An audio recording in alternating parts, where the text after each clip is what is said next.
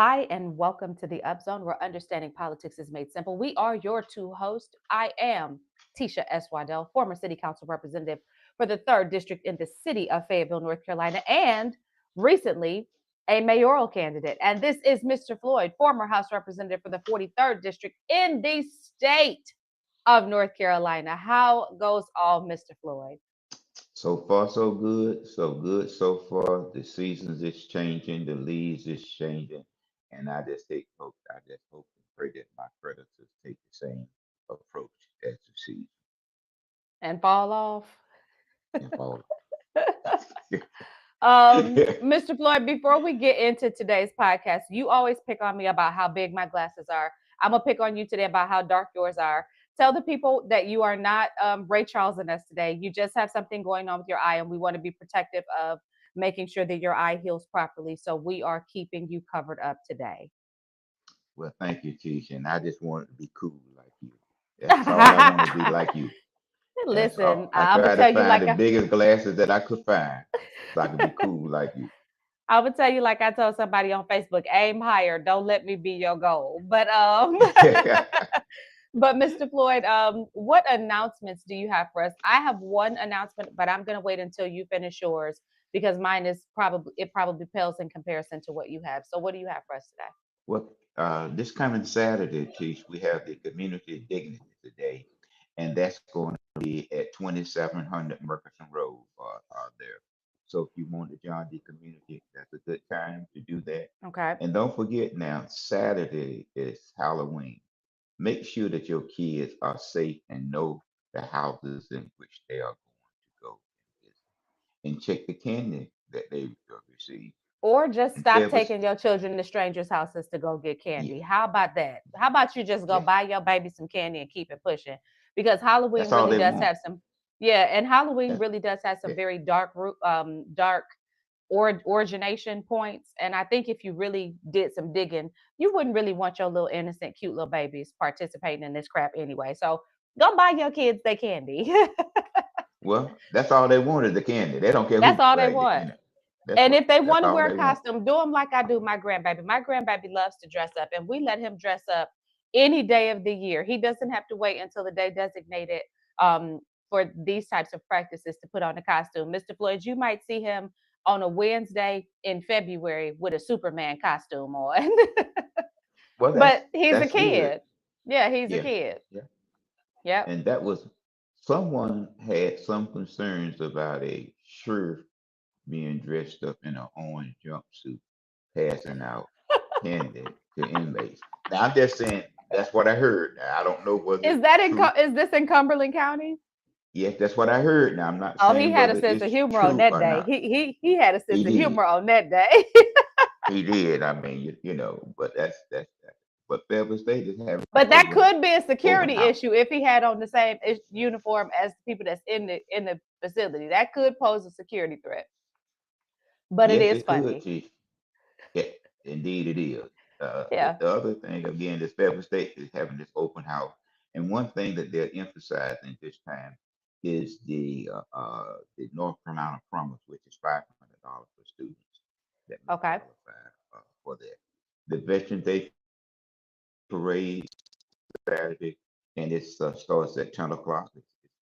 It's downtown, and the Democrat Party is having their ceremony to now, which is November the 14th at 7 p.m.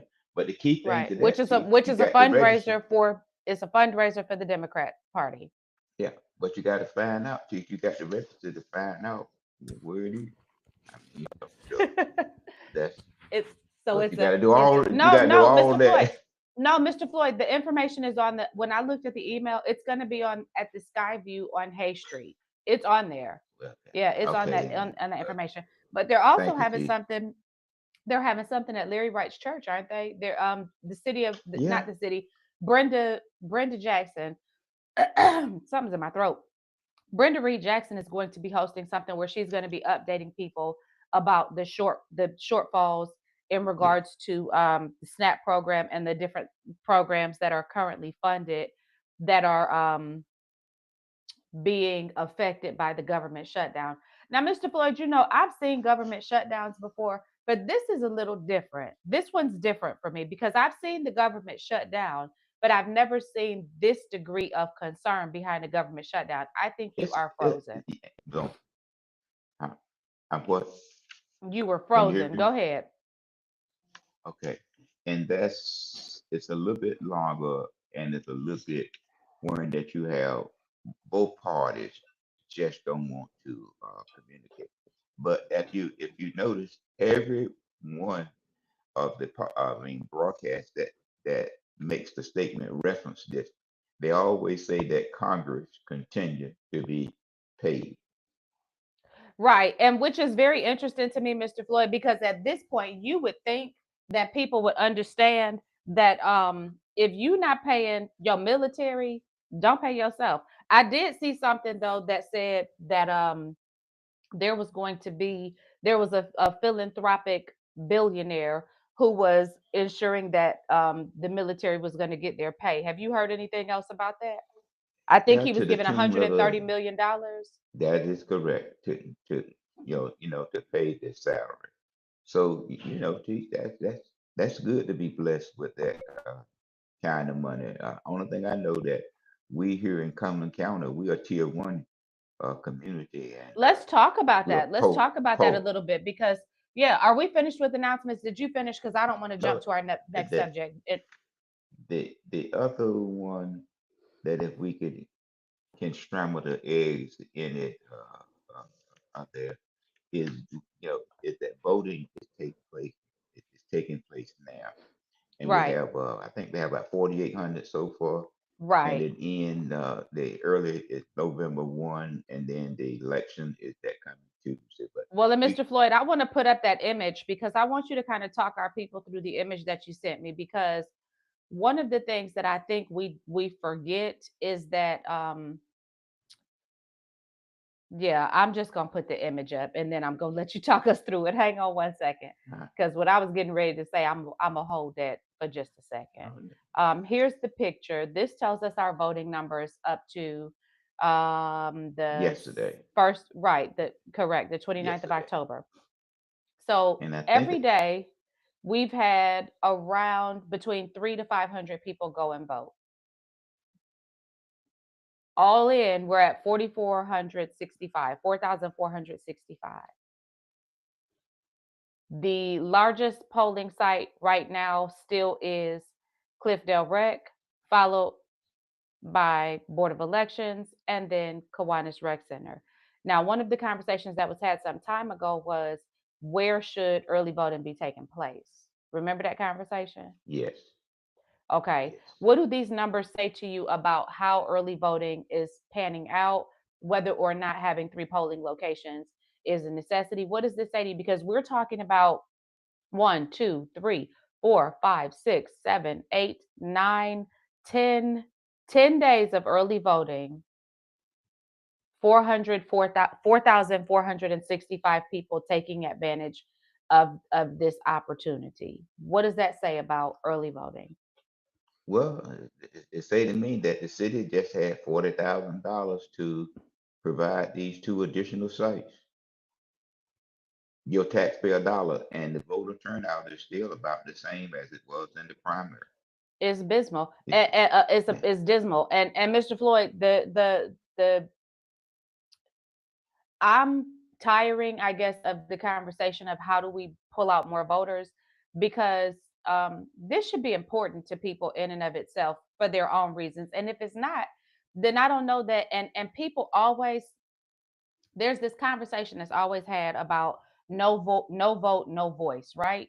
So yes. is that where we're landing now? Are we going to because I used to be of the mindset that an elected official should serve all of their constituency, whether they vote or not. Because let me tell you why. Because even the people who don't vote are going to be they're going to need the services that the government provides, and they're likely going to be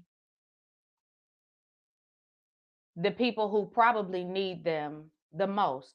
Because if you think about the voter population, when you look at your when you go out and you pull the super voter list, does your super voter list say to you that these are probably people, when you go and knock on those doors, that these are probably people who are the neediest in our community?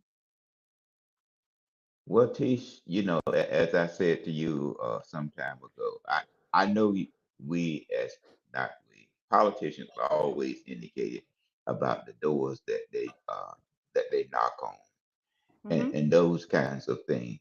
But and I said to you two things: all the forums that you had and Right. attended, there was good social gathering, knocking on doors, and all your candidates knock on doors, and you see that it has not increased the voter turnout. Well, because So, the candidates are only knocking on the doors. Again, I making understanding politics simpler. Candidates don't knock on every door in a neighborhood. A wise candidate is pulling a super voter list. A super voter list is a list of people who have historically voted in the last two, three, four elections, right?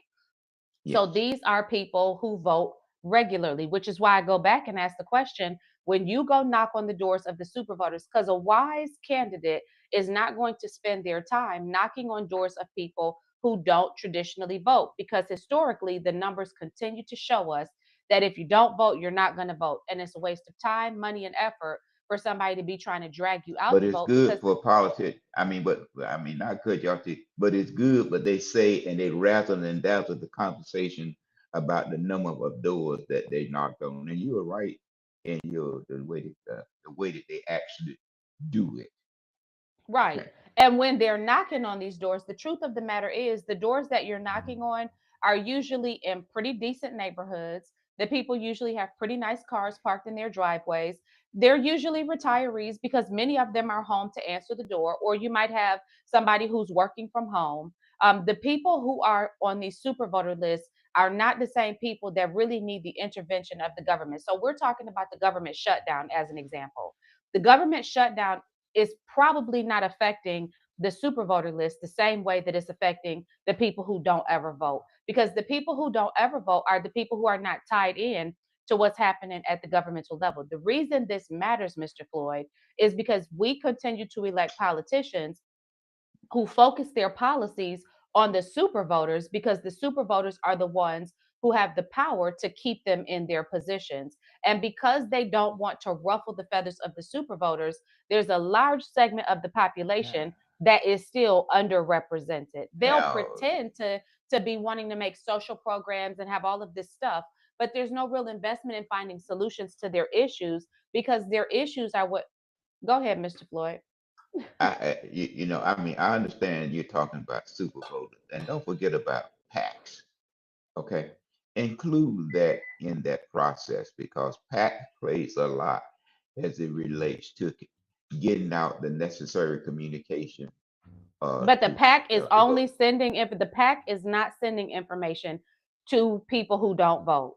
So even the PACs are focusing their efforts on the voters. So when we talk about why is there no effort to really push the vote, there is an effort. We saw it, and I'm going to keep tagging this individual because this individual worked to pull out non-traditional voters, and we saw it in the numbers. It reflected in that additional bump that he got that put him in third place. This is Mario Benavente. He worked from April until the primary to pull out non traditional voters.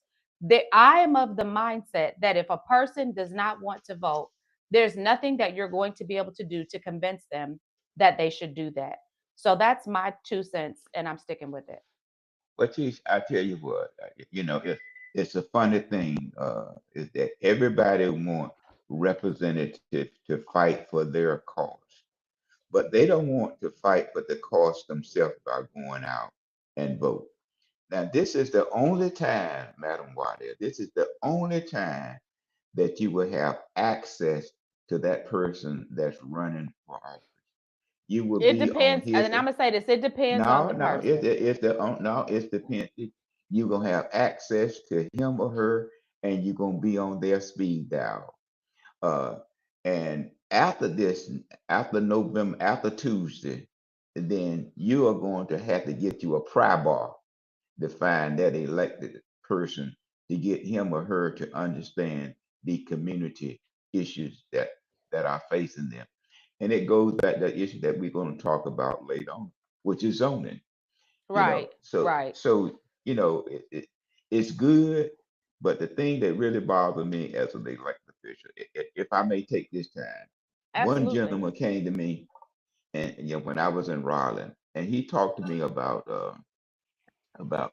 working hard to get their unemployment back to 26 weeks when it was cut down to 13 weeks, and he had to get 4 Fs. So I'm sitting there as a representative, listen to him say, "This is a good idea. Let me fight for him." So I asked the person, "Are you a registered voter?" "No, I don't see no need in voting." But you're talking to me to fight for you to get your 26 weeks back, but you don't want to go to the poll and assist in the process.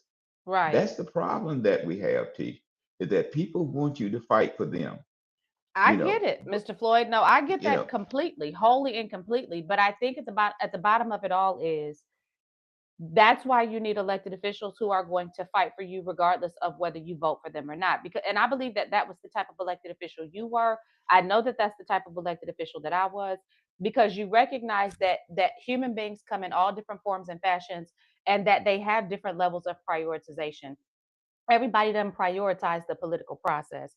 If they did, Floyd, we would see a different type of elected official. However, and that is reflective in the numbers that we just showed, with 4,465 people having gone out to of vote. 130,000, out of Exactly. 130,000 people that Exactly. have registered to vote. Teach, when I Exactly. was serving in the General Assembly, we had 65 plus thousand educators that come to Raleigh and access the Halifax Mall.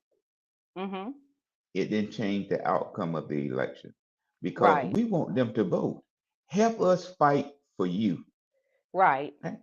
If Help all us of the fight for people you. who did all of the protesting and all of the, all of the different things, if they worked to push out the vote, there would be a different outcome. Probably It not, will. though. No, it It probably will. would be. It will. No, It Floyd, will because a be too. person who doesn't want to vote is not going to vote. A But person teach, who doesn't want to but then vote again, is not going to vote. you're right there. But what I'm saying, but when you have organizations, I'm just saying organization You and have your have Divine members. Nine organizations that push voter registration. You have Yes, different nonprofits that push voter registration. You yes. have candidates that are pushing get out the vote. There, when it comes to pushing get out the vote, there's a whole lot of people who are pushing get out the vote. I think we need to concede the fact that if you want to vote, you will. If you don't, you won't. The Well, process is what the true. process is. And we just have to work within that construct. But the people who are voting need to hold the people that they're voting for accountable. I'm never going to stand down on that. I Mr. agree. Floyd, here's I agree with go you on ahead. that. I Yeah, agree with they you need on to hold that. them accountable, and they need to stop being bamboozled by the shiny objects that steal your attention and attract your focus, and they need to stay focused on what the real issues are. One of the issues that we have going on in Cumberland County right now, I'm going to push my announcement to the end of the program. I think it's better suited there, so stay tuned if you want Mm. to hear what I have to say. But let me say this, Mr. Floyd, one of the issues we're having right now is the response to the cutting of services. And you and I were looking at these numbers, Mr. Floyd, and it was very interesting to me because when you look at the numbers by the data, we are how many people are in Cumberland County? About 210,000 around there in Fayetteville, No, in the that's the city of city. Fayetteville. That's the city. About 210, depends who makes the announcement. How About many are 210. in the county approximately? Somewhere up and around 312 or 340. So, the Of figures, that, some. Mr. Floyd, about 70,000 people are SNAP recipients in Cumberland County. And let me tell you, as a former recipient of SNAP benefits, let me tell you what that looked like 25 years ago. You had to be low income, and you typically had to have some kids, because if you were just low income, you might not qualify. If you were just low income, you might not qualify to get SNAP benefits.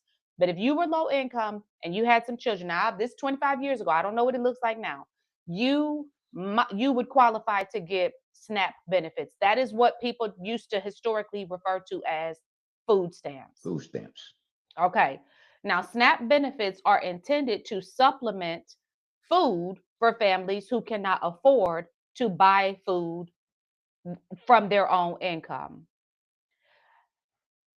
Mr. Floyd, for 70,000 people to qualify in Cumberland County for the SNAP benefits, that reinforces what you and I have been saying for the better part of 3 or 4 years on this podcast, which is we are a poor, poor county. poor, not poor, Very much so. poor, Very poor. much so. For a fourth of your citizens to qualify for food stamps means that they are struggling financially. Now, let me say this, I have my own personal perspective, and I speak as somebody who was the benefactor of these benefits at one point in my life. I have some strong opinions about our subsidy programs. Nonetheless, with this government shutdown, these 70,000 families are now going to be put in a position, if they didn't have any fallback plan, they're going to be in a position where food is going to be lacking. Mr. Floyd, we're already seeing an uptick. So Fayetteville Urban Ministries, which is one of the more notable food banks in the area, with under the direction of the CEO Johnny Wilson, um, in the past 12 months served about 15,000 people. There's a projected increase of about half of that. So they're looking at another 5 to 7,000 people coming into that facility.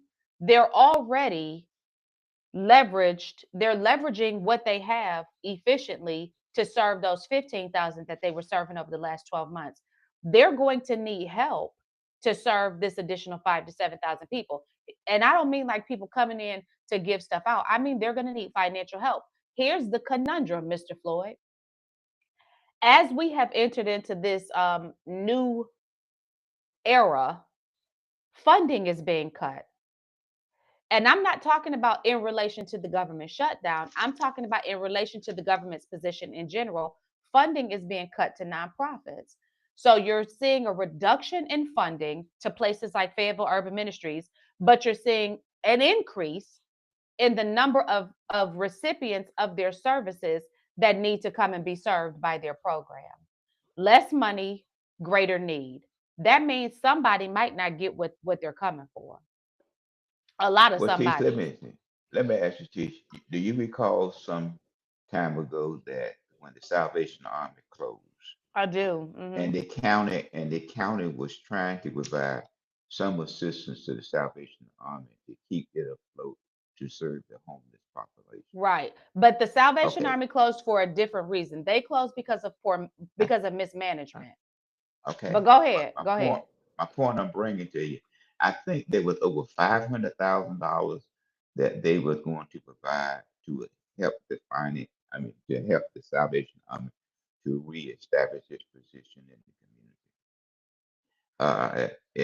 Is that money still available that they can provide to these I'm not nonprofits sure. that qualify? I'm just at, I I'm not mean, sure. you know, I'm not sure, but I know but that it the seems to me Salvation that the Army money has was been then, but that the it could be money was reallocated. available. Yeah, I mean, if the money was available for the Salvation Army, the Salvation Army did not live up and meet the obligations that the county has specified, then it seems like you're just moving that money and providing to nonprofits who may qualify and meet the needs.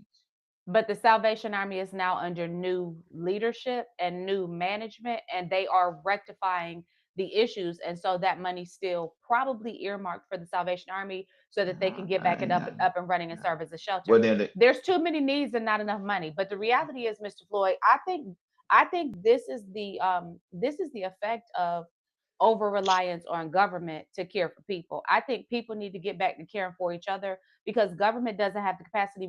Our tax dollars just don't go far enough to be able to meet all of the needs that exist. They just don't go well, far enough to meet all the needs that I exist. agree with you.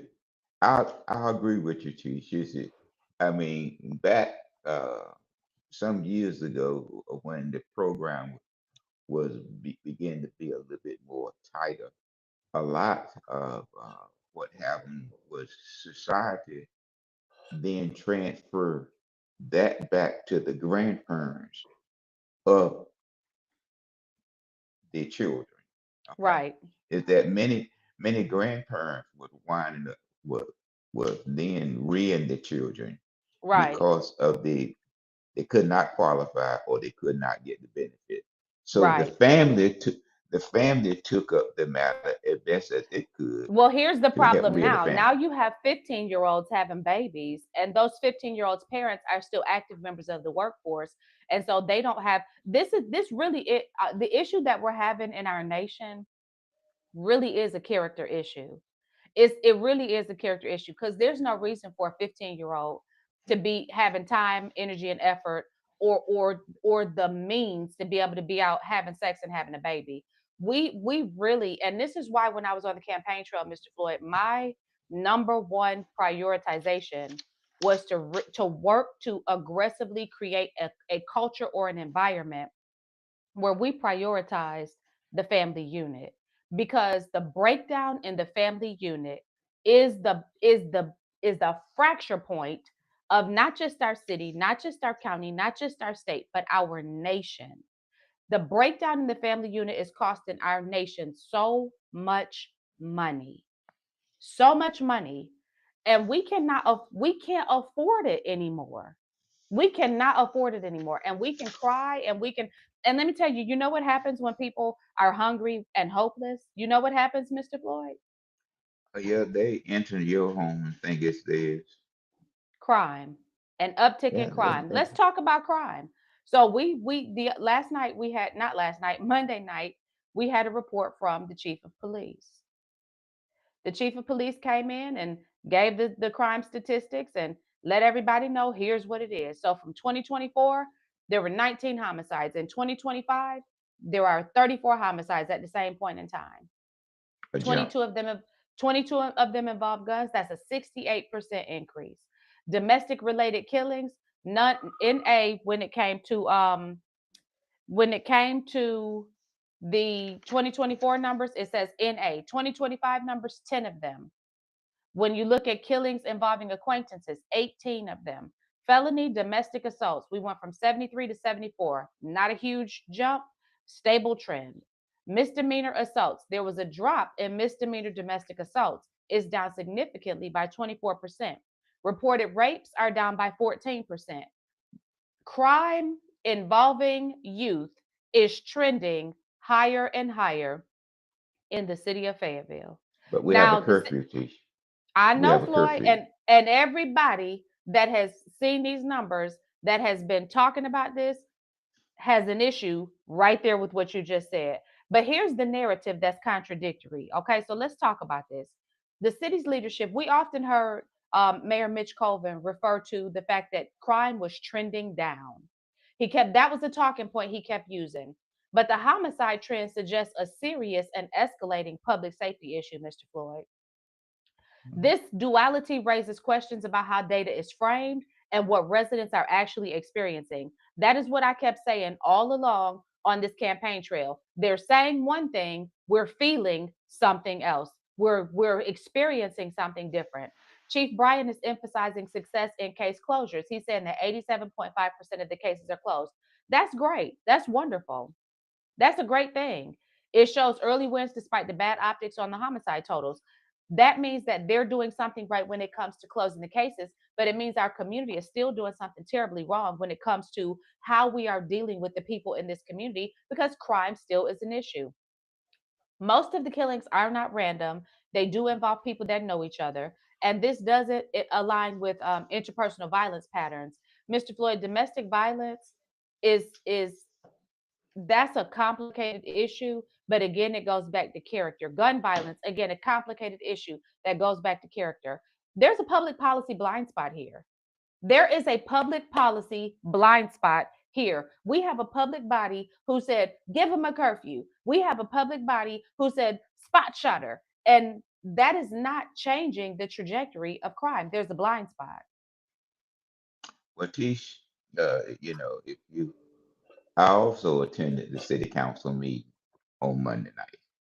Say that again, Mr. Floyd, because I your volume also cut out on attended, me. I also attended the city council meeting Monday night. And we were there because of a zoning matter. Right?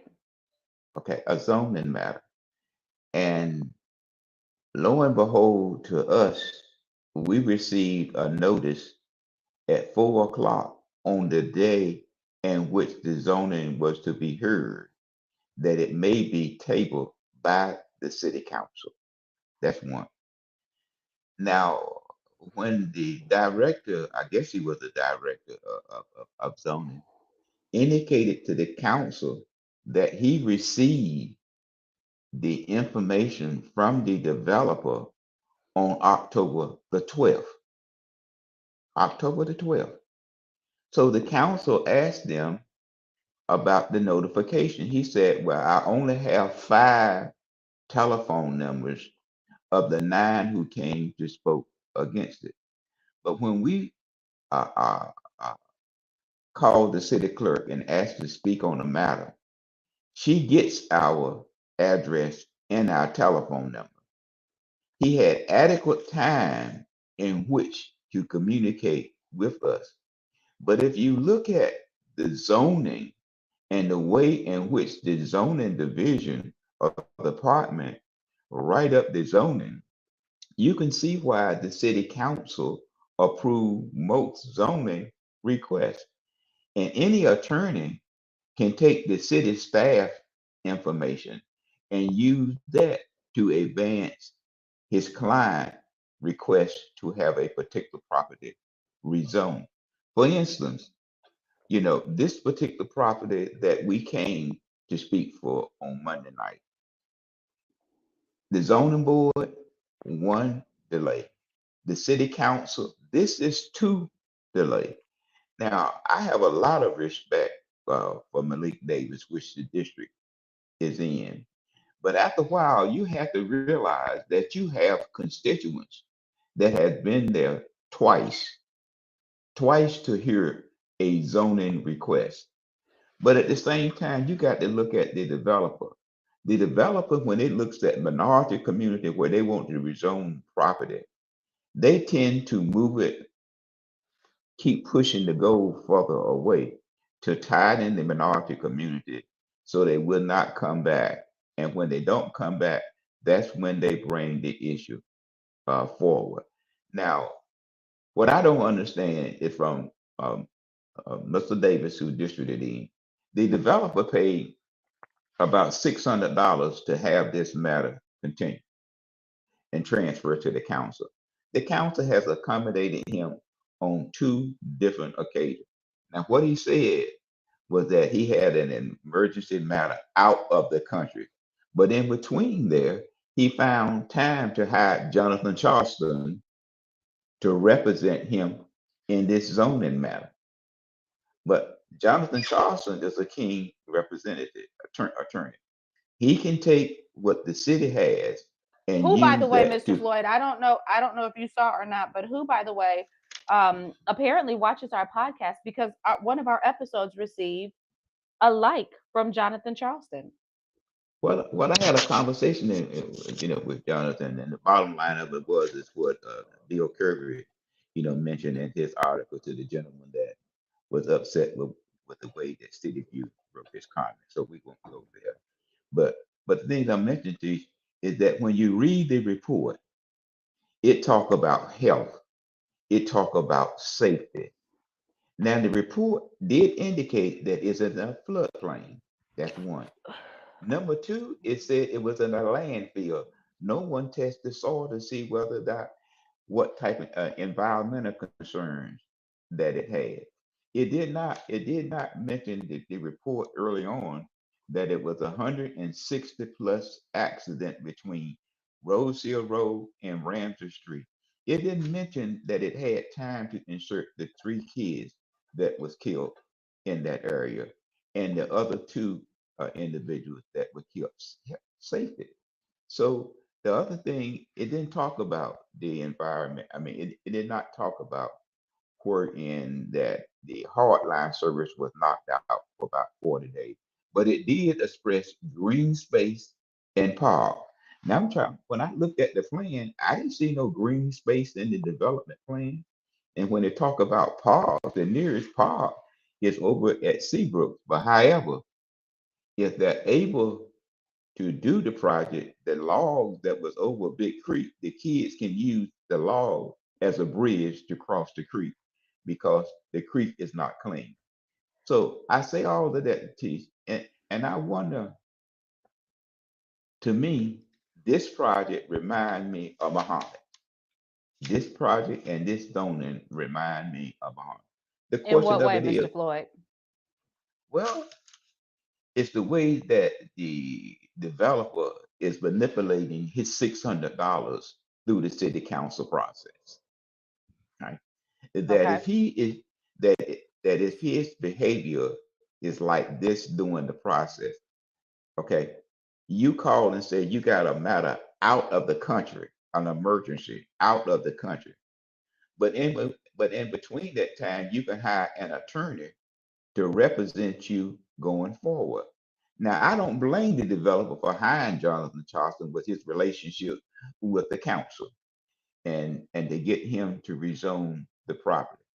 What the resident has very little because the way the staff has I would written be, up. let me say this, Mr. Floyd. I would be leery of anybody at this point that hires Attorney Charleston based upon the findings that we discussed a few weeks ago that demonstrated, I think it was ex parte communication with the judge. Yeah, I would be leery because that behavior combined with some of the other things that we've heard or seen over the years about how this attorney moves, I would be leery as a company of hiring that particular attorney. I think that the reason that that particular attorney is consistently hired, though, is because of that type of behavior.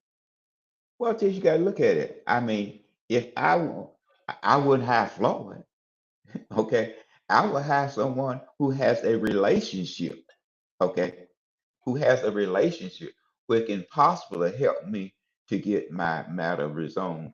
But we may But have see, a different counselor. We may you have a would think different that the counselor zoning coming in November. you would You, think that I, the zoning would be tied to the factors and not relationship.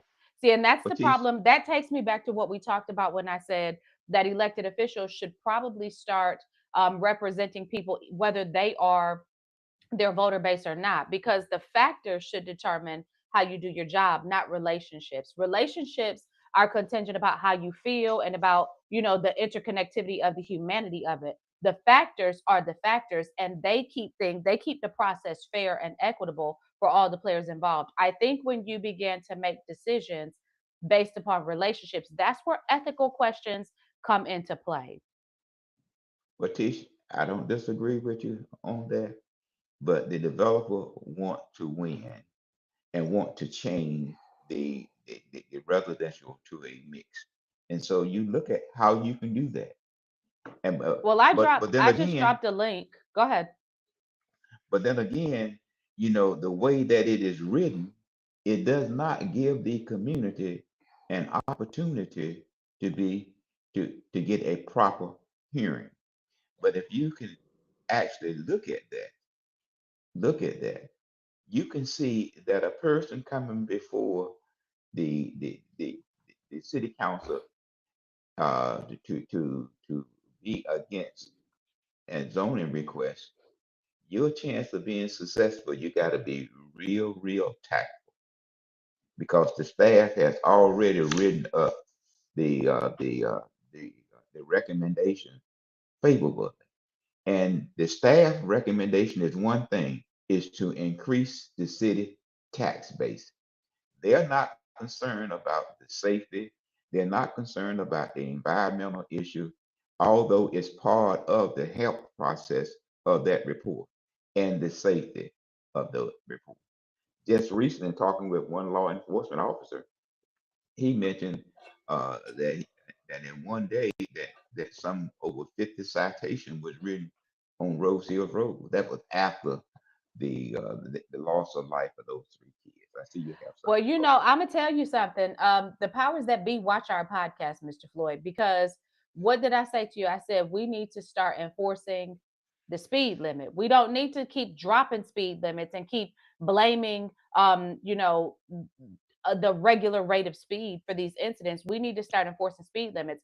And Mr. Floyd, I'll tell you what, I know they watch because they're implementing what we said. The other thing that I want to say, let me say this also, because I thought it was interesting. My daughter brought to my attention, and I have to still go and confirm, but she brought to my attention that a new position was announced, which is called junior mayor through the mayor's office. I think it's so, it tickles me that people try to implement your ideology and still miss the mark. Because if you recall, one of the questions that was asked as we were running in the primary was, what would you do to engage young people in the process? My answer was, I would open up the office of mayor, and then I explained how I would do that.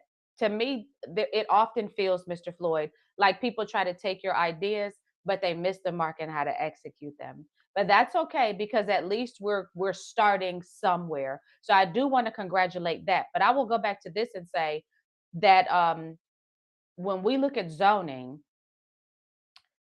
I dropped a link in our chat on our Facebook to a document that we found on the city's website. This document is intended, it's the Fayetteville Development Guide. It's intended to assist the day to day understanding, use, and administration of the UDO. Its primary objective is to explain the review procedures for development applications in the UDO and the City Code of Ordinances. This is a good document, but let me tell you what I think is happening, which takes me back to what I said about the blind spot for public policy when it comes to the public safety stuff we've got going on. There's a blind spot to public policy when it comes to zoning applications, because there are often instances, and I think it's because the governing body does not know the rules that they are governed by, which again is why I said, when coming into office as a newly elected mayor, had been moved into that scenario, we would have been reviewing how the job is done, because you get what you get, Mr. Floyd, with 3 delays, because people don't know the rules of engagement. Because I'm pretty sure that there's somewhere in this document that confirms that that should not be happening, not within the time frame that it is taking place. But when you have people that do not understand the rules that they are governed by, you get bad government. Well, Tish, I talked with council member Davis, and we sent a communication to table it until 26, November 26, or something of that effect, so in that the community will not have to continue to come before the council and get worn out. And then he mentioned that the staff indicated that if they deny the process, then that the applicant could bring it back the next day. But Well, when you let's look look at at, that. Let's look at it, because now this is just a brief side by side comparison, and I'm gonna pull it up in my email, because Mr. Floyd, that's about the only way I have to pull it up. Can you see it? yes, Okay. So when you look at this, so repeated extensions, item 9.01, which was the agenda item number that we're referencing, shows that this is the third extension for the same development item. Development guide, which I just pointed y'all to, articulates temporary use permits and related extensions being limited and subject to conditions that protect health, safety, and maintain procedural fairness. The discrepancy is that repeated extensions without formal reapplication or updated findings of compliance may conflict with the UDO's intent to ensure timeliness and prevent indefinite deferral. So that speaks directly to what you're talking about. They've got metrics in place to prevent this indefinite delay. If you had time to hire an attorney, your attorney had time to come in and represent you in this matter, whether you're there or not. the attorney was present that night. I mean, we recognized that when we walked into the council chamber. Were you all Not notified knowing, that this attorney, were you guys at that point notified that no, Jonathan Charleston no, was going to be taking this case? but common sense told us, okay, At any point did you confirm that Jonathan Charleston is taking over their zoning case? Did I he confirm that believe, with you? yes, Okay. yes, I just want to make sure, because I got to make sure that when we report information as accurate and factual, we know what we're talking about, and that yeah. the people I, know that we know what we're talking about. you see, that's the thing that I'm saying to Mr. Davis. there become a time that you have to speak and represent the people Yo, that elect people. you from that district, and not to move 3 times to have this action continue.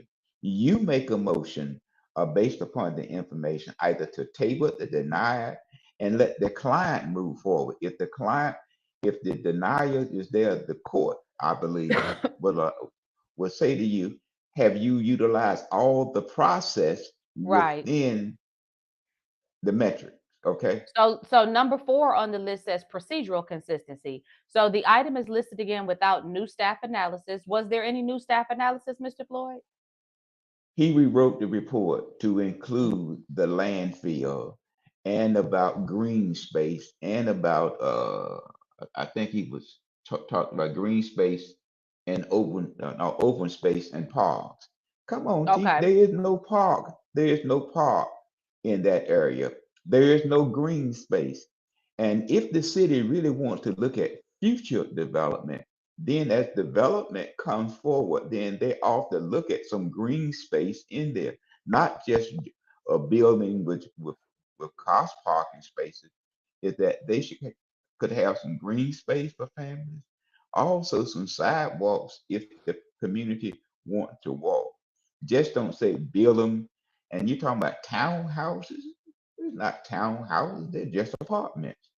Right. And then Well, Mr. in their Well, case, Mr. Floyd. let me say this, it utilized that there's already the 4 housing area in our community. It listed that from Ramsey Street, to Country Club Drive, but it Mhm. didn't report the safety in the report. But it did mention that we already have 4, but this will be in compliance with the other 4 that we already have. So what we will have then is 5. Right. Okay. So, but you have to remember, Mr. Floyd, and I'll go back to the City View Today article that talked about the major contributors to these campaigns. They are the builders, they are the developers, this is that segment. And so I just don't know what different we expect to see from a council in those regards. And I'm not saying that is something wrong with wanting to build and develop. I think you have to build and develop in order to continue to maintain your community.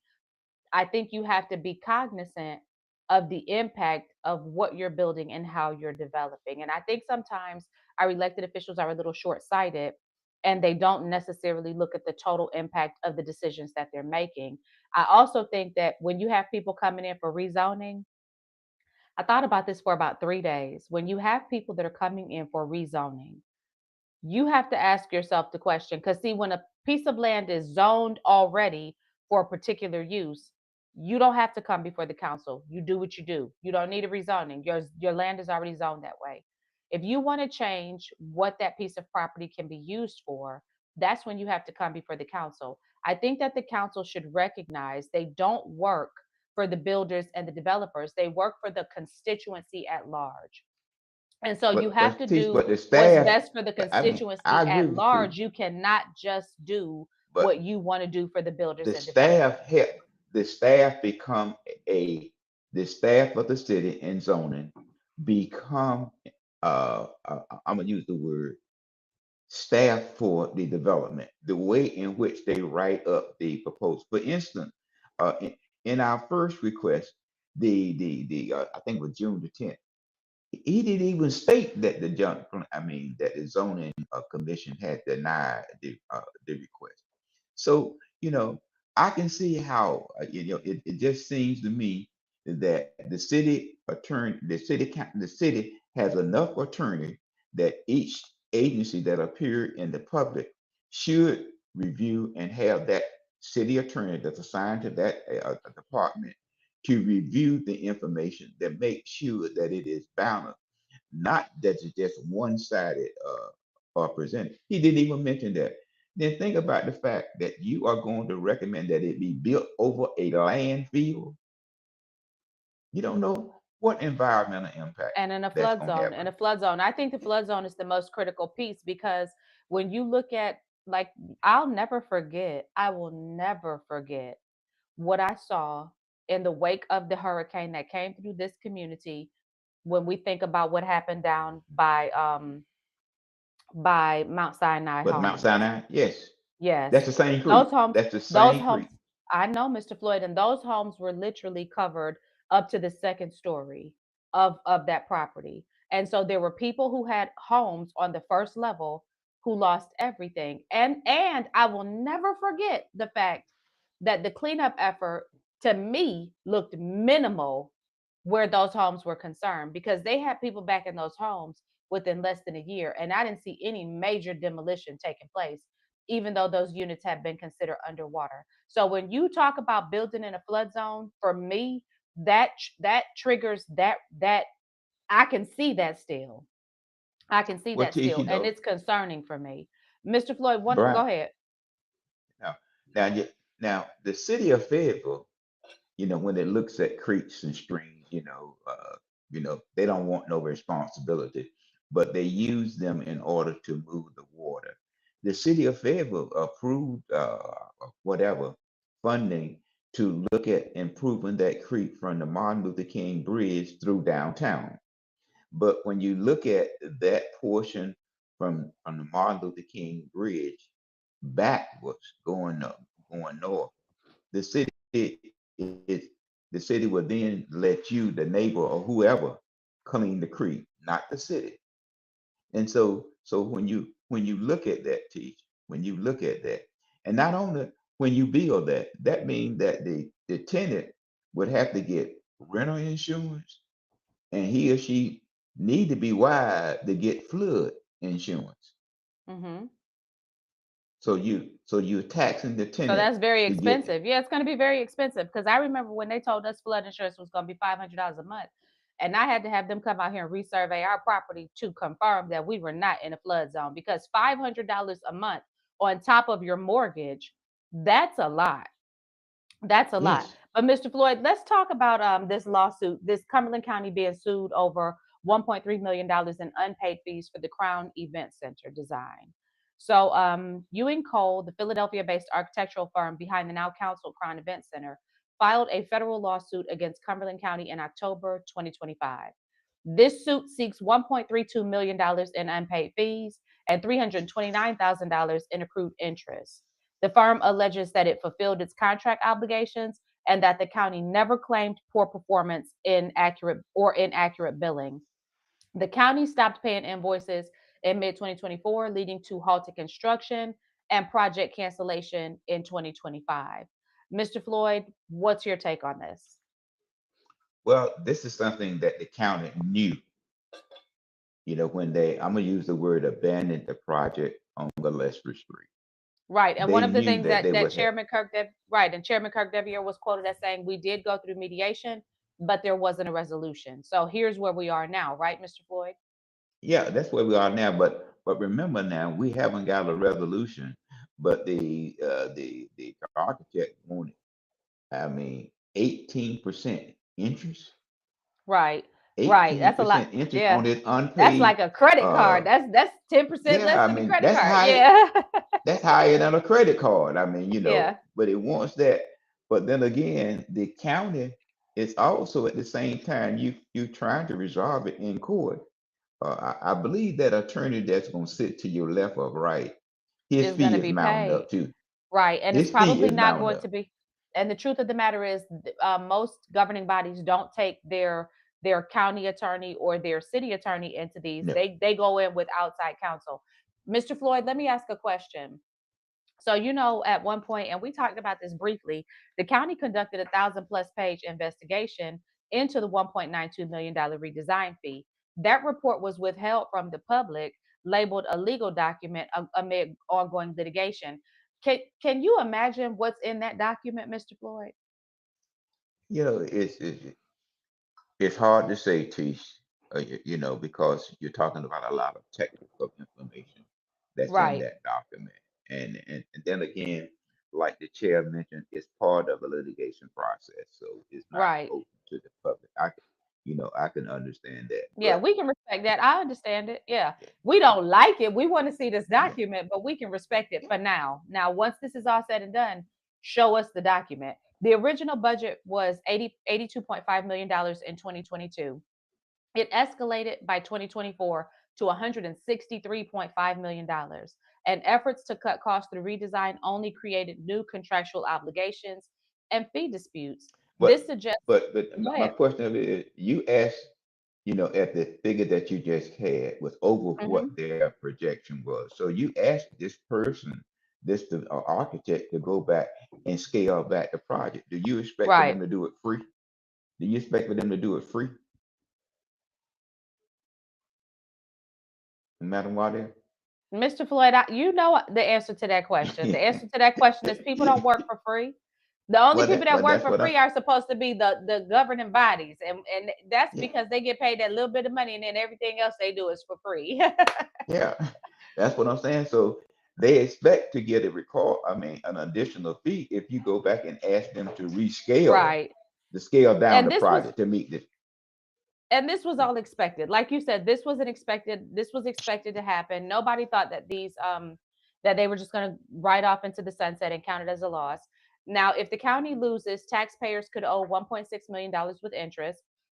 The county may countersue or settle to avoid discovery of internal communications. Those are some options. That there are implications for future developments and partnerships, which are, will this make architects and developers hesitant to bid on Fayetteville Cumberland projects? So does this now set a precedence that we can't be trusted in Cumberland County, and that you better get your money up front? Well, you also I got to don't look at know your bond because rating. You yeah, got to look that's at your go bond rating. You got to look yeah. at, you got I to know look the at, city maintains a pretty good bond rating, which is like the credit, yeah, your credit score. Yeah. yeah, yeah. I mean, that's, that's critical, you see. So you have to look at it from one standpoint of view. Do I have to look at the victory by holding my chest out that I won, but at the same time, my attorney fee is equal to what I'm going to pay to settle this claim. So let And me if I ask you this, settle Mr. this Floyd, claim, should I move forward. right, should county governments have to publish, so as an example, I'm gonna give an example.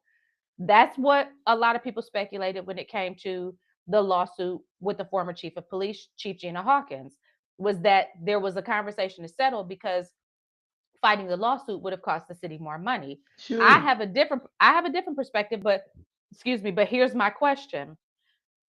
Should governments have to punish? Should governments have to publish internal investigations once taxpayer money is involved? So, once a settlement is reached, should the contents of an investigation have to be published because that's taxpayer money? My vote is yes. So I think we should get to see the documents. And I'm going to go back to with the former police chief. I think we should get to see the documents and the information that led up to the settlement because it's our money that they're using to settle the lawsuit. But Tish, after that was done, the community went back to sleep. Well, do you think that they should have to post it? I mean, if it's requested, yes. Okay. If, So let's if go ahead and let's how do you say it as we wrap up? Yeah, I mean, no, As we yeah, let me close. say this, Tish. Let me say this: the Fairfield Observer, City View, and I think they say you can call 211 if you want to find out the nonprofit organization Yes, that sir. can assist you come November 1. Or you can call, I think it's nc211.org to find out the various organizations that's available that can provide you, some assistance. So, Absolutely. but as we wrap up, I I want to plead with the city manager. You know, uh, look at your staff and the way in which they bring information to the public in order for it to advance forward. I mean, you know, when I look at the zoning person, each time, I begin to wonder, about that person's capability to manage the organization. I'm not saying they don't have the skill set, but the way in which they provide the information. Okay. You know, that's I would just like to ask the city manager that conversation take place with the zoning the zoning department does not work for the developer, that it should provide all relevant information that is there to help the council make a decision, a balanced information. Yeah. So the thing that I wanted to announce earlier at the top of the show that I said I was going to push to the end of the show, a couple of weeks ago, a few weeks ago, we did a podcast and I gave out information and I gave it in a very harsh and hostile way. And I think that when we are using our platform, we have a responsibility to be fair and equitable and non emotional. And Mr. Floyd, I had to sit with this for a little while because to me, sometimes apologizing, and I apologize readily. Like I'm the woman who, if I know that I did something wrong, I will come and apologize. And so I've already issued a public apology. I've already issued a written apology, but I want to say it here on our platform as well. As I look back and think over how I handled the conversation where Mayor Pro Tem Kathy Jensen was concerned, I feel like I was harsh and I was hostile. I feel like I was right about what I said. I was very wrong about how I said it. And so, Mr. Floyd, I just want to publicly say that I acknowledge that, I own that, and moving forward, I am going to be very vigilant about ensuring that I do not fall into that pattern. I make no excuse for it. And I just I say, hey, I'm moving forward. And I wanted to be certain that I was clear to our viewers that our podcast is to help make understanding politics simpler. So if I were to have done that then, what I would have said is there's not a world in which I can envision the two of these politicians being much different because their votes have been in lockstep all of the time that I've worked with them and most of the time thereafter. I would have also explained that I felt like when it came to relationships, one of these candidates has much deeper relationships and has worked much more effectively to leverage those relationships for the benefit of seemingly their community more so than the community at large. And Mr. Floyd, as I would have explained all of that, I would have then turned around and presented all of the information. And so moving ahead, you can be assured that that is how I will work and how I will use our platform. So thank you all for your patience while I came to that place on my own. Thank you for those of you who are still saying, but you were right. You were right. You can be right and wrong at the same time. And in those instances, you all the way wrong. Now, Mr. Floyd, what would you like to leave our audience with today? Same thing, T, same thing about my dog. About my dog, my dog, my dog. If he'll bring it, he will carry it. And that's what you have to look at when you look at politics. Absolutely. And I'm going to say the same thing I always say. There's no justice apart from righteousness. And righteousness means being in right standing with God. So let me clarify that because I think sometimes we think about self righteousness. Righteousness means being in right standing with God. I could not expect for my God to be just toward me if I'm not in right standing with Him. We cannot expect justice in our community if our community is not in right standing with Him. Get your crap together, City of Fayetteville. Get your crap together, Cumberland County.